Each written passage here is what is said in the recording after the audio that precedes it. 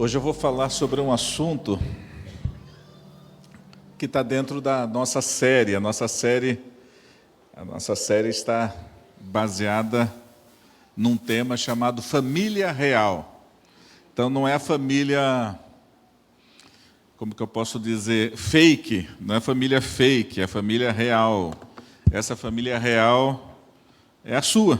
Essa família real é a minha. Essa família real é aquela que a gente acorda de manhã, tem bafo quando conversa com a esposa, né? Tem as DRs, as discussões, tem os momentos de que o negócio não está legal. Às vezes a gente senta para fazer orçamento e olha e não dá conta. Onde foi aquele dinheiro? Aí você pergunta, eu falo sempre para a Silvana, né? A gente está fazendo orçamento, ela fala assim, aonde que é, que é esse valor aqui nesse extrato? Eu falo, mas aonde eu gastei esse dinheiro? Aí ela fala assim, não, vamos tentar lembrar. Eu falei, esse é o pior exercício que tem, porque aí você entra no calendário, tenta pegar o dia e faz aquelas coisas. Tem a vida real, da família real, tem uma série de áreas. Eu não vou falar da área financeira hoje, eu vou falar de uma área que é bastante delicada e é um desafio. Eu vou falar sobre a vida sexual. Eu quero falar sobre sexo seguro, o sexo que, ele além de ser seguro, ele é saudável e ele é satisfatório. Sexo seguro, saudável e satisfatório. E eu vou falar tanto para quem é casado como para quem não é. E nós temos alguns pilares na vida de família, na vida conjugal. Um deles é saber se comunicar bem. Eu preciso me comunicar bem. O outro é a questão da boa administração financeira. A outra é a questão de quem é quem, quais são os papéis, quem é o homem, quem é a mulher e o que cada um faz. Mas um dos pilares é a vida sexual, uma vida sexual que seja crescente e duradoura. Eu sei que nós, no domingo passado, falamos sobre uma das dificuldades que são os pais se omitirem de ensinar, de dar instruções aos seus filhos sobre uma série de coisas. Se omitirem na disciplina, nós falamos sobre isso domingo passado. Hoje a gente vai falar um pouquinho sobre essa questão até da falta de instrução que nós recebemos. Eu creio que boa parte de nós aqui que somos um pouco mais maduros, não tivemos aquele acompanhamento dos nossos pais na área sexual. Então eu fui para o casamento sem saber quase nada pelos meus pais. Fui através naquela época não tínhamos a internet, mas não sou tão velho assim, mas não é. Alguns jovens falam, como não tinha internet na sua época? Não tinha, gente. A gente via pelos livros, pelas revistas, por alguns pastores que decidiam escrever algumas coisas nessa área. Nem os próprios pastores que nos davam aconselhamento nos ensinavam sobre essa área. É negócio complicado. Então a gente vai no voo cego para o casamento e fala assim, agora vou ter que encarar isso. Com todos os traumas, com todos os medos, com todos os ensinos errados que a gente recebeu, né? Muitos pais têm esse assunto como um tabu. Nós trabalhamos com muitos pais e em algumas situações a gente sabe que pais foram abusados pelos seus pais. Então, pais que foram abusados ou pais que foram negligenciaram esse ensino, pais que são extremamente hipócritas porque querem um padrão de vida sexual dentro da sua casa e fora vive uma vida pervertida. Nossa, gente, é uma série de situações que a gente, quando chega dentro dessa situação, desse tema, Muitas pessoas hoje têm acesso aos guias, os influencers digitais que querem tratar desses assuntos em podcasts, em plataformas que tratam desses assuntos. E gente que às vezes não entende nada de nada, mas vem carregado de um padrão, de uma sociedade caída.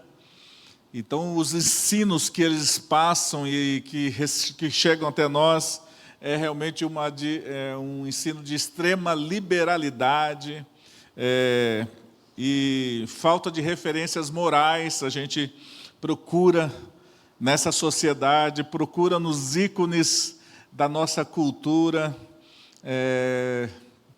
Aí eu estava procurando algumas referências de pessoas da cultura para os jovens hoje, né? Não nós, mas para boa parte dessa juventude brasileira. Aí eu encontrei que a Anitta é um referencial. Anitta, gente. A Ludmilla. Aí eu descobri que tem uma outra que é Lineker. Eu nunca tinha ouvido falar dessa pessoa, mas eu creio que ela é bem famosa, né? Mas eu falei, como que alguém pode ser famoso e eu não conhecer? É porque eu estou fora dessa bolha, né? E essa bolha que está por aí. Tem a Lady Gaga, também é uma referência. E a gente começa a olhar e falar assim, Senhor, socorre-nos, nós estamos precisando de ajuda. Nós precisamos de ajuda. A família ideal é bem diferente da família real. A família idealizada, muitas vezes, é aquela que você imagina, que talvez os jovens aqui imaginam, olha, quando eu me casar, eu vou ser feliz com o meu cônjuge, meu marido, minha esposa, e a gente vai ter uma vida sexual super satisfatória, e tem uma série de, como que eu posso dizer, ideais e ilusões em relação a isso. Muitos pais tratam seus filhos como pervertidos e acham que eles só pensam em sexo e fica maluco quando os filhos saem e falam assim, filho, cuidado, não vai fazer isso, não vai fazer aquilo, não vai fazer... E aí você olha para essas situações e fala assim, Senhor, o que está acontecendo? Outros pais amam quando os filhos nem tocam no assunto. Não tocam no assunto. Não vamos tocar no assunto. Ai, graças a Deus que minha filha, meu filho não perguntou sobre masturbação, não perguntou sobre sexo antes do casamento, não perguntou sobre homossexualidade e uma série de coisas. A gente dá graças a Deus. Se ninguém mexer nesse assunto, vamos tocando a vida. Mas a Bíblia, pelo contrário, queridos, a Bíblia ela aborda esses assuntos e os aborda de maneira muito clara e também não esconde as áreas frágeis dos seus personagens, até dos, entre aspas, heróis da fé. E eu quero usar o texto de 2 Samuel 11, a história da queda do adultério de Samuel. 2 Samuel, capítulo 11, se você puder acompanhar, pode estar aí na tela também. E diz assim o texto, na época da primavera, no tempo em que os reis saem à guerra, Davi enviou Joabe e com ele os seus servos e todo Israel. Eles destruíram os amonitas e sitiaram Rabá, mas Davi ficou em Jerusalém. Numa tarde, Davi se levantou da cama e foi passear no terraço do palácio. Do terraço ele viu uma mulher que tomava banho. Ela era muito bonita. Davi perguntou, quem era aquela mulher? Disseram-lhe, ela é Batseba, filho de Eliazã, mulher de Urias, o heteu. Então Davi mandou buscá-la e ela foi até ele. E ele se deitou com ela, pois já se havia purificado de sua menstruação. Depois ela voltou para sua casa. No verso 5, acontece uma tragédia. A mulher engravidou. e mandou dizer a Davi: estou grávida. Uma pergunta que eu queria fazer para você é: qual foi a última vez que você conversou com seus filhos sobre sexualidade ou sobre sexo? Qual foi a última vez? Você lembra? Faz muito tempo? Faz pouco tempo? Sentou e falou: filho, vamos conversar um pouquinho sobre essa área. Ou, quero perguntar para o casal agora, qual foi a última vez que vocês, maridos ou esposas e esposas, conversaram, avaliaram e oraram por sua vida sexual? Qual foi a última vez que vocês falaram: vamos conversar, o negócio não está indo bem, vamos ajustar isso, tem alguma coisa que não está legal. Estamos diante de um contexto em que Davi, já estabelecido como rei, havia já conquistado e trazido uma estabilidade política sobre o reinado de Israel, mas ainda havia áreas que precisavam ser conquistadas, confirmadas. Então nós estamos vivendo diante de um tempo tranquilo para Israel, mas ao mesmo tempo um tempo de expansão e ao mesmo tempo um tempo que Davi poderia sim dizer: Joabe, vai para a guerra, eu vou ficar em casa. Na realidade, o texto diz que num período em que, em 2 Samuel 11:1, diz assim: na época da primavera, no tempo em que os reis saem à guerra, Davi enviou Joabe. Então dá a impressão de que Davi resolveu tirar uma folga. Ele é um homem guerreiro. Davi era o cara que ia para frente, ele caía para dentro. Ele era um homem corajoso, ele não fugia da batalha, ele não fugia da guerra. Mas naquele dia, naquele tempo, naquela primavera, ele decidiu ficar. E os comentaristas dizem que era um período em que, na primavera, era mais fácil ir para a guerra. Por isso que os reis saíam para guerrear na primavera, porque havia um tempo, clima bom, havia alimentos suficientes para abastecer os exércitos. Então havia assim uma facilidade para avançar e ir em direção ao inimigo, sem ter muitos problemas. Mas Davi resolveu ficar em casa. E aí a pergunta é: será que o ativismo, uma das perguntas que eu poderia fazer para você, e a gente poderia olhar o texto, será que no ativismo nós podemos, será que o ativismo nos auxilia a termos uma vida sexual saudável, segura e satisfatória? Algumas pessoas condenam nos textos, falam assim: Davi devia estar na guerra, e por isso, quando ele resolveu tirar uma folga, ele acabou pecando. Se ele tivesse na guerra, ele não teria caído. Será que isso é verdade mesmo? Vamos refletir um pouquinho. Será que a gente precisa estar na guerra para não cair numa cilada na área moral, na área sexual? Será que não dá para a gente dar uma relaxada e falar: Joabe, faz aí, trabalha, eu estou cansado, vou dar uma descansada, hoje eu vou dormir até mais tarde, eu vou pegar alguns dias de licença e vou descansar.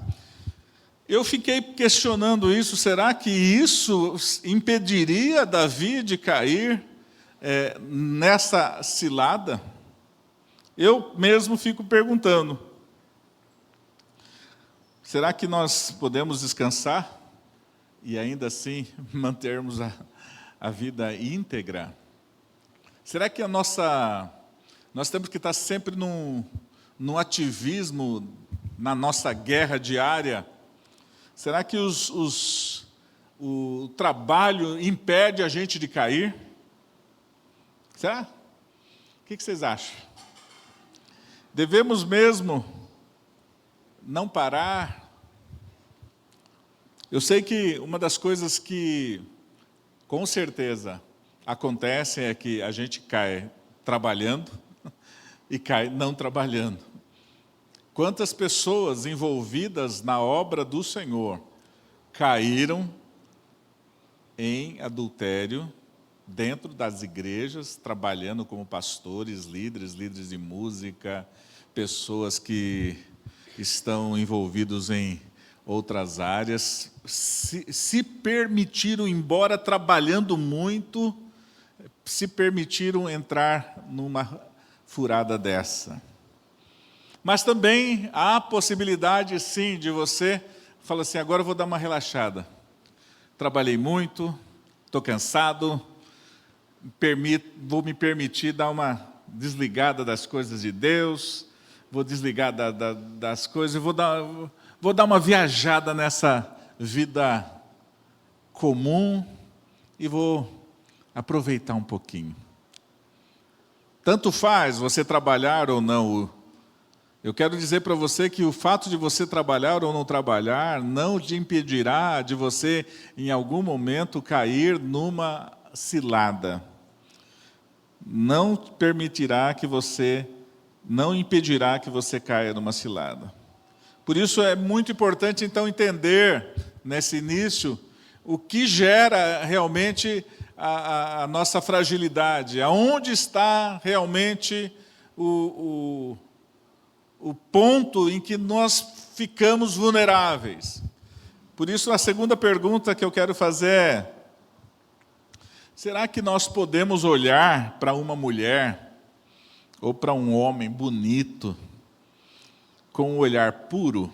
Porque Davi, ele acordou lá, dormiu até mais tarde, acordou, foi andar no seu palácio, que era um lugar mais alto, sempre o palácio era numa parte mais alta, então ele tinha condições, uma visão mais panorâmica, né? Porque o palácio tinha que ficar no lugar mais alto, porque até os inimigos conseguirem chegar no palácio, eles teriam que passar por muitas barreiras. Então, nesse momento, ele estava no lugar mais alto e ele consegue enxergar uma mulher bonita tomando banho, e o texto diz que era uma mulher muito bonita. Alguns comentaristas também dizem que, para ele ter conseguido ver aquela mulher, ele teve que se esforçar um pouquinho. Não era assim, estou passando... Daí, alguns textos dizem que ele foi e procurou um lugar que ele pudesse ter essa visão privilegiada, e nesse momento ele consegue enxergar. Então, isso são alguns estudiosos. Ele estava ali praticando o voyeurismo. Voyeurismo é uma prática sexual onde você fica olhando e se aproveitando para ver pessoas nuas, pessoas na prática do sexo, de maneira que você olha e fica excitado. Mas ele não ficou só na sua expiação. Ele foi e deu um passo a mais. A pergunta que eu quero fazer para você hoje é, será que a gente consegue olhar para uma mulher, para um homem, e falar assim, olha que moça bonita, que homem bonito, e parar por aí? Aí, meninos, meninas, jovens, adolescentes, tudo que os hormônios eu creio que os hormônios dos adolescentes já estão, eu creio que está em alta, inclusive, né? Então, está no período da paquera, de olhar um, olha para o outro, e aquela coisa, ai, que bonito, né? E será que a gente consegue parar aí? Pastor, não pode olhar. Então, sinceramente, você tem que andar cego, né? Porque você vai ver, você vai olhar as pessoas estão andando na rua, estão aqui na igreja, estão no seu trabalho, conversam com você. E pessoas que muitas vezes vão atrair a sua atenção. Vão atrair tanto homens casados, mulheres casadas, como jovens, solteiros, adolescentes. Vão ser atraídos pela beleza, que cada um tem seu padrão de beleza, vai querer. Texto de Mateus 6, 22 e 23, ele aborda esse tema dizendo assim, a candeia do corpo são os olhos, de modo que se os teus olhos forem bons, todo o teu corpo terá luz. Se porém os teus olhos forem maus, o teu corpo estará repleto de trevas. Se, portanto, a luz que há em ti for em trevas, que grandes trevas serão? Eu creio que não é possível, gente. Alguém que é cheio do Espírito Santo. Eu não imagino que alguém que tenha passado um tempo orando, buscando a Deus, tendo uma intimidade com o Senhor, acorda de manhã, levanta, olha uma mulher bonita e fala assim, vou deitar, vou pegar essa mulher, vou sair com ela, vou me deitar com essa mulher, eu quero transar com essa mulher. Ninguém que esteja cheio do Espírito Santo, ninguém que esteja tendo uma vida de intimidade com o Senhor, naturalmente tem uma facilidade tão grande de sair de um tempo de oração, um tempo de busca, e falar assim, agora eu vou levantar e vou sair com alguém e vou adulterar. Por isso, a minha pergunta, e ela é algo que gera um questionamento, será que a gente consegue ficar na primeira olhada? Porque diz, né, a gente brinca que o problema não é olhar, não é a primeira olhada. O problema é a segunda olhada. E depois é a terceira olhada. E depois é a quarta olhada. E aí começa a ver essa inclinação e essa conjectura dentro da mente. Começa a considerar. Por isso, é importante que você nós que estamos buscando fazer a vontade de Deus, ser discípulos de Jesus, a gente sabe que nós vamos olhar e vamos ver pessoas bonitas, vamos ver pessoas atraentes, pessoas até que sexualmente, fisicamente, até do jeito, vou falar assim, olha, pessoa interessante. E parar por aí, você fala assim, espera aí, o Espírito Santo vai falar, ele acende a luz vermelha e fala assim, perigo, sinal de perigo. Quem está buscando a Deus tem esse sinalzinho do alerta do Espírito Santo falando. Aí começa, né? Porque às vezes é igual aquele contador Geiger, que você vai. Geiger, né? Que você vai chegando até aí ele vai aumentando na medida que você vai se aproximando. Então, quando você vai diante de uma situação dessa, dispara o contador, dispara o alerta, fala, cuidado! E aí você fala, vou me afastar. O Espírito Santo está me dando uma direção. Está me dando uma direção. A minha vida sexual, a minha vida de intimidade, ela tem um padrão e o padrão dela está baseado no meu relacionamento com Deus e tudo o que Ele planejou para mim. Por isso, é muito importante. Tem uma música da molecada aí, né? Então, o Espírito Santo vai falar assim, cuidado, chuta aqui, chuta que é laço. Né? Chuta que é laço. Né? Tem uma musiquinha que eles falavam assim, você vai... situações que vão acontecendo, chuta que é laço, cai fora, sai dessa, foge, faz que nem José, faz que nem José. Sabe o que José fez? Deixou a capa e saiu correndo, vazou. Mas alguns não conseguem fazer como José fazia.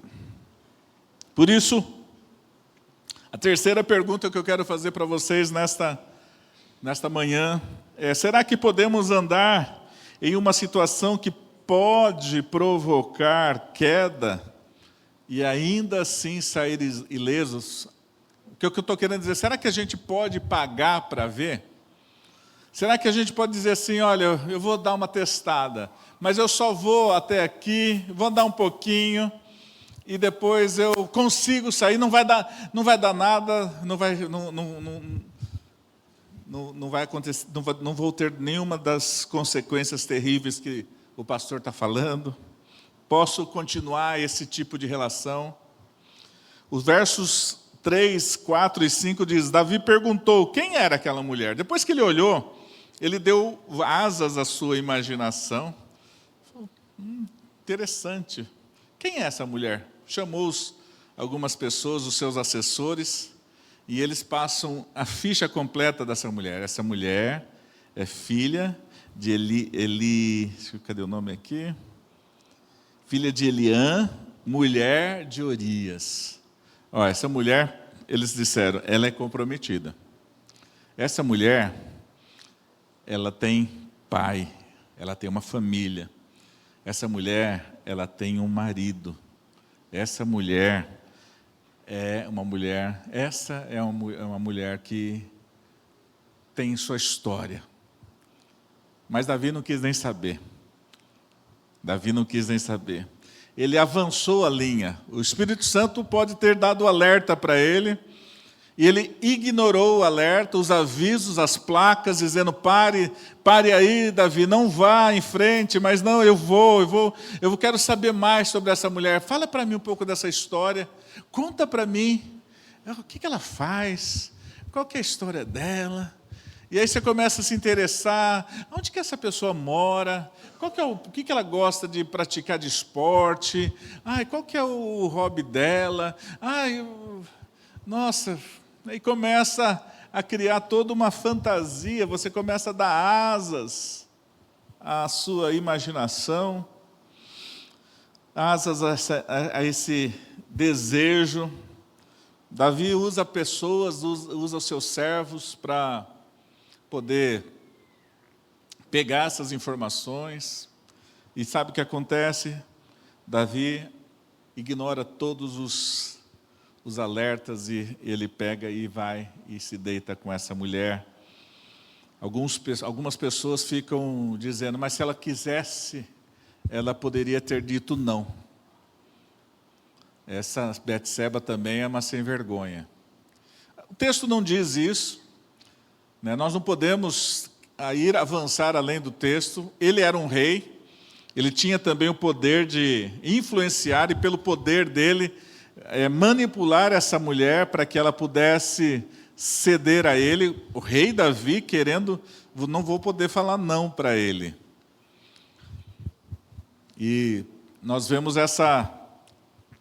eu não vou comprometer a idoneidade de Batseba por causa disso.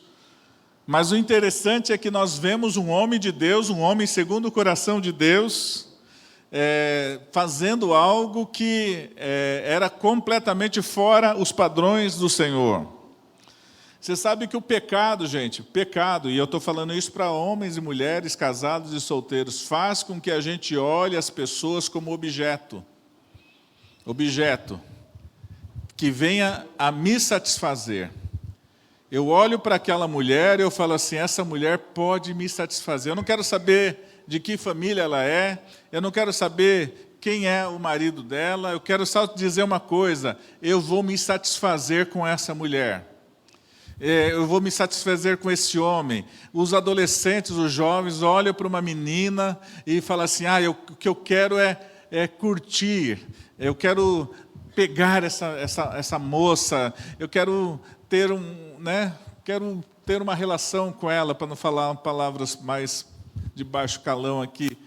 Eu quero ter quero pegar essa menina, quero ter esse homem gostoso, essa mulher gostosa e tudo mais.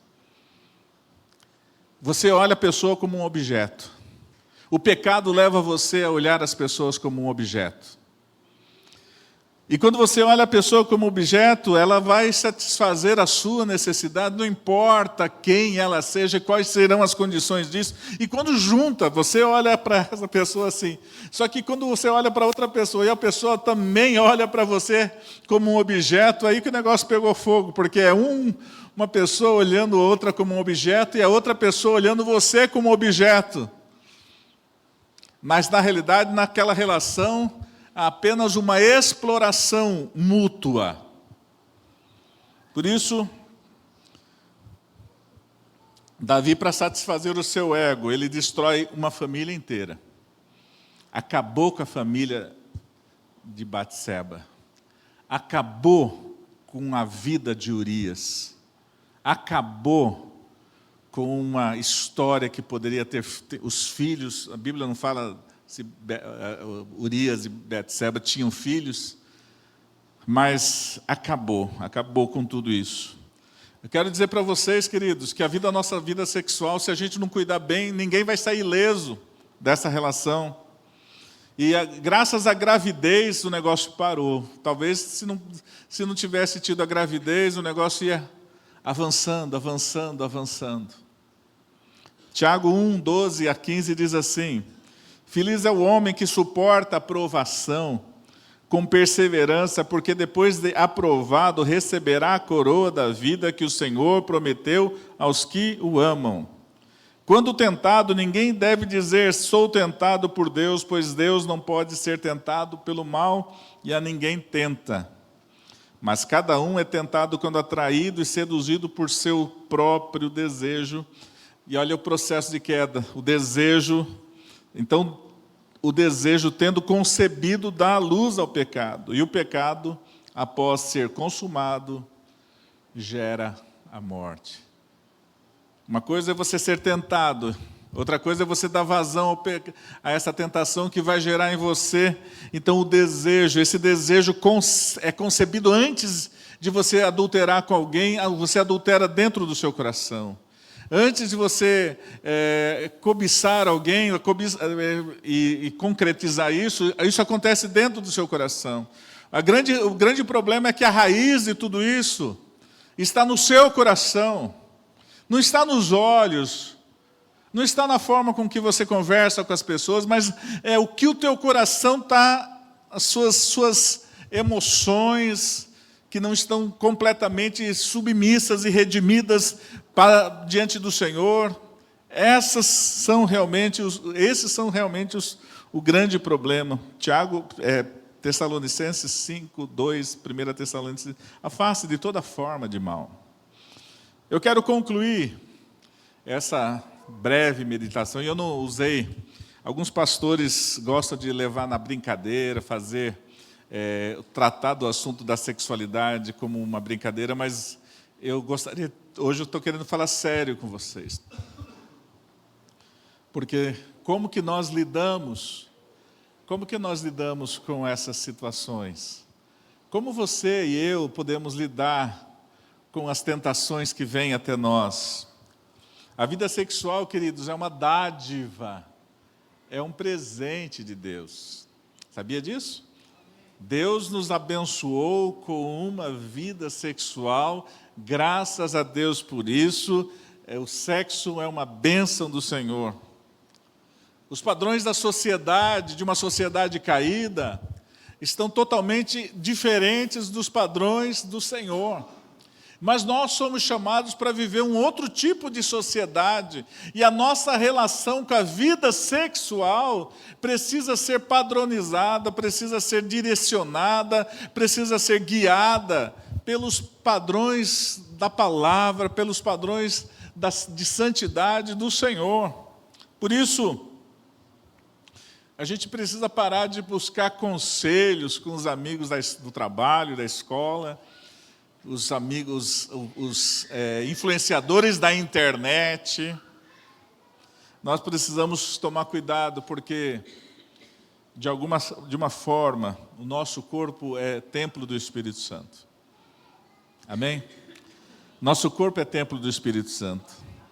E Deus deseja ser glorificado através do nosso corpo.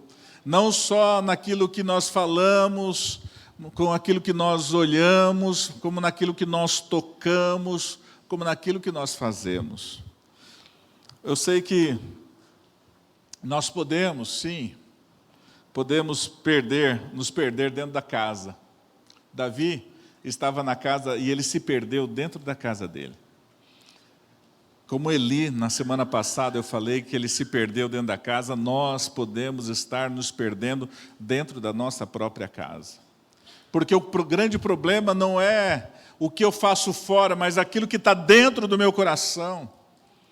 Aquilo que está, qual é a minha paixão, aquilo que governa os meus sentidos. Será que as minhas emoções estão redimidas e governadas por Deus, ou ela é governada pela minha vontade, pelas minhas paixões, pelas minhas fraquezas.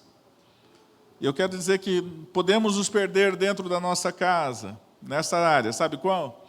Quando não investimos na vida sexual como casal.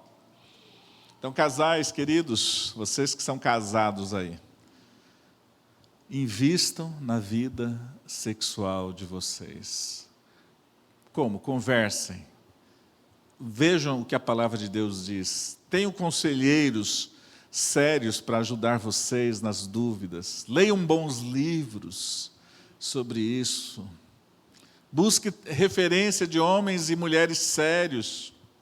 Isso se você não faz isso, você está se perdendo dentro da sua própria casa.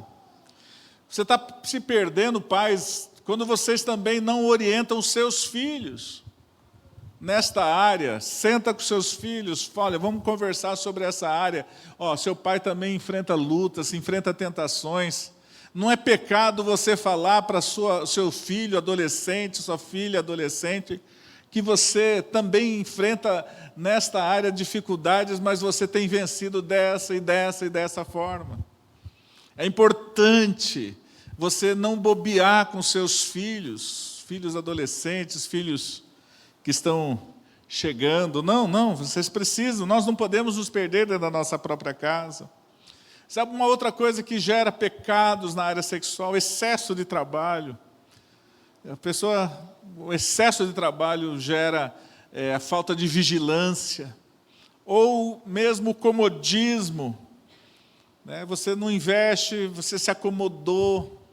Tanto o excesso quanto a falta esfriam a relação. Excesso de trabalho ou comodismo esfriam a relação íntima, e você então vai levando a vida. Eu quero que você pense sobre isso seriamente. Quando nós permitimos que o nosso dia a dia aflorem tentações, e nós vamos alimentando, e nós não fugimos delas. Quando no dia a dia você vai ser tentado, se você estiver propenso, o seu coração estiver propenso, se você não colocou um valor de Deus dentro das suas relações, você está aberto e vulnerável e acessível às tentações que vão aparecer no dia a dia, na sua vida. Mas, acima de tudo, e o mais sério, é quando você não leva a vida de Deus a sério. A vida de intimidade com o Senhor a sério. Se você não leva a sua vida de intimidade com Deus a sério, você está vulnerável ao acesso às tentações. Para os solteiros, eu quero dizer uma coisa para você. Primeiro, você deve zelar pela sua vida sexual. Você não é uma pessoa assexuada. Não é só quando você casa que a vida sexual começa para vocês. A vida sexual começou. Só que você deve trabalhar com essa espera em Deus, para que você possa desfrutar da plenitude. Porque para nós, queridos, casamento é feito por um homem e uma mulher. Casamento heterossexual. Então, eu com uma mulher, mulher com um homem. É monogâmico, é heterossexual. Esse casamento, o casamento que a gente entende, é um casamento que você vai desfrutar das delícias da vida sexual, no tempo certo. A palavra de Deus diz, não despertes antes da hora a sua vida sexual. Você sabe que tem muita gente destruída, muito adolescente, muito jovem se destruindo, se perdendo na pornografia, se perdendo nas relações, saindo com outros jovens e se permitindo ser tocados e ter uma vida sexual ativa antes mesmo do seu casamento. E isso vai destruir os seus valores quando você for para a sua vida com o seu marido, as memórias e os valores e tudo mais. Vai ser uma jornada difícil para você. Mas Deus é bom, Ele dá graça para você superar tudo isso. Se você viveu isso, Deus é Deus de graça para te dar força para que você tenha um casamento honrado, e Deus vai te direcionar, mas seja zeloso nessa área. Para vocês casados, para nós casados, que a gente precisa ser fiel ao nosso cônjuge. Mas sabe de uma coisa, e eu queria falar isso, e eu não posso deixar de falar isso. Você não vai ser fiel à sua esposa por causa dela. Você deve ser fiel simplesmente por causa dela, ou dele. Você deve ser fiel porque você deve ser fiel a Deus. A fidelidade a Deus antecede a fidelidade à esposa ou ao marido. Eu vou ser fiel porque eu sou fiel ao meu Deus. Por isso é importantíssimo você entender isso. E como noiva de Jesus, Jesus é o noivo, nós, igreja, somos a noiva. Nós precisamos entender que nós muitas vezes adulteramos. Colocamos outros deuses no lugar. E o noivo, Jesus, e a gente quando vai para as bodas, para o casamento, Jesus está preparando, Efésios 5, diz que ele se sacrificou, ele se entregou por nós, para que no final ele apresente uma noiva sem rugas, sem manchas, sem defeitos. Ele está nos preparando para essa jornada de vida com Ele. Por isso nós temos que tomar cuidado com os ídolos que nós colocamos.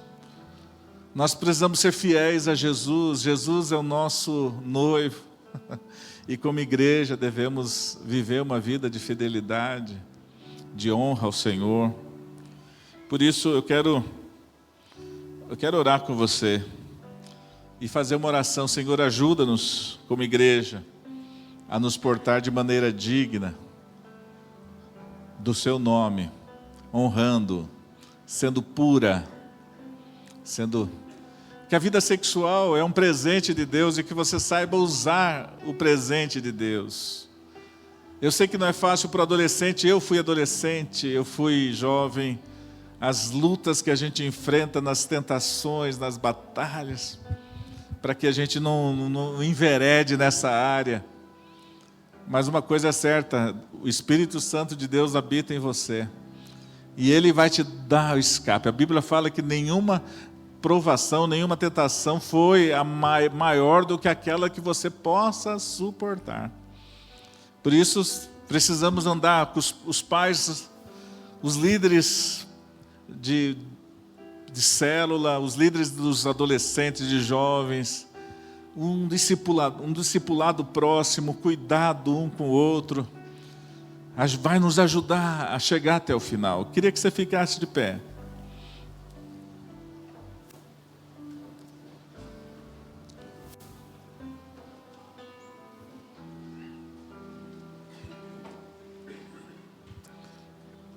É uma área tão importante. Se você está junto com a sua esposa, segura na mão dela agora. Se você está sem o seu cônjuge aí, sem seu marido, eu quero que você também se comprometa, pai, a orar com seu filho nessa área, abençoar o seu filho nessa área, para que a sua vida seja ativada sexualmente.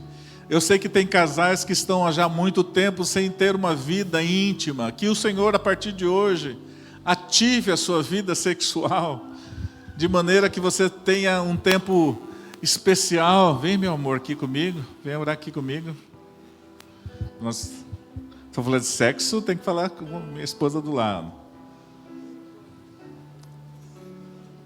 Eu quero que você olhe para os seus filhos e fale: Senhor, eu vou orar para que o meu filho seja feliz na sua vida sexual. Nós oramos por isso. Oramos para que os nossos filhos, Mateus, Miguel, Amanda, quando eles se casarem, nós oramos isso verbalizando diante de Deus. Senhor, que eles sejam felizes na vida sexual.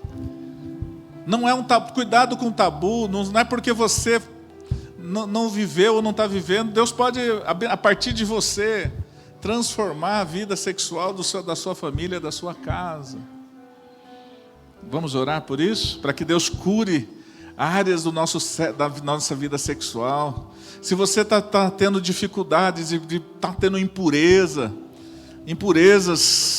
sexuais, se você tem dado mole, tem aberto brechas como a Davi abriu, que você se arrependa como Davi se arrependeu. Davi se arrependeu. Né? Toda pornografia, toda masturbação, toda vida mesmo que seja verbalizando sexualmente palavras, às vezes você nem tem sexo, mas você conversa como se estivesse tendo uma relação sexual com a pessoa que você está falando. Malícias, impurezas na hora de falar. Que o Senhor purifique essa igreja, nos purifique como casal, e que o Senhor ative a nossa vida como igreja, que a nossa área sexual seja uma família real. Tem problema, é desafio, é desafiador, mas uma coisa é certa: Deus tem graça para cada um de nós nessa área. Deus tem graça para cada um de nós. Se você está sozinho, ora. Se você tem possibilidade de estar com seu filho aí, ora também por ele agora. Vamos fazer esse negócio mais completo agora. Junta, chama, eu quero que a minha filha suba aqui comigo. Chega, pais com os filhos. Você está sozinho, ore por você. Mas se você está com seu pai, sua mãe, fala: Senhor, abençoa a nossa vida sexual como família. Que os nossos filhos possam aprender a esperar no Senhor. Vamos orar? Senhor, cura os nossos relacionamentos, cura. E eu vou orar agora aqui, você ora aí.